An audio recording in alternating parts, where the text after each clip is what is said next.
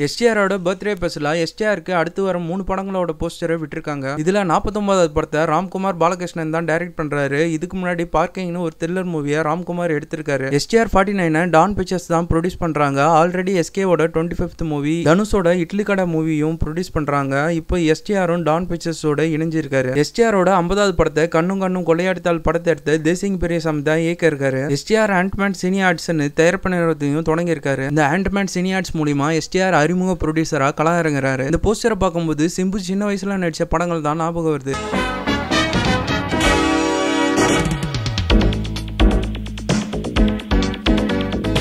சிம்புவோட 51வது படத்தை ஓமை கடவுளை எடுத்த அஸ்வத் மாரிமுத்து தான் டைரக்ட் பண்றாரு. இன்னைக்கு விட்ட இந்த 3 போஸ்டர்ல இந்த 51வது படத்துக்கு மட்டும் தான் டைட்டிலோட விட்டுருக்காங்க. காட் ஆஃப் லவ்ன்ற இந்த டைட்டில் எனக்கு ரொம்ப பிடிச்சிருக்கு. இந்த போஸ்டர் பார்க்கும்போது இது ஒரு ஃபேண்டசி மூவின்னு தெரிய வருது. ஏஜிஎஸ்க்கு இது 27. சிம்புவோட 48வது படமான தக் லைஃப் ஜூன் 5ஆம் தேதி ரிலீஸ் ஆகும். சிம்புவோட பர்த்டே ஸ்பெஷலா இன்னைக்கு விட்ட இந்த 3 போஸ்டர்ல உங்களுக்கு எந்த போஸ்டர் பிடிச்சிருக்குன்னு கமெண்ட்ல சொல்லுங்க. வீடியோ பிடிச்சிருந்தா லைக் பண்ணுங்க, ஷேர் பண்ணுங்க, கமெண்ட் பண்ணுங்க, மறக்காம சப்ஸ்கிரைப் பண்ணுங்க. இதே மாதிரி உங்களை அடுத்த வீடியோல சந்திக்கிறேன்.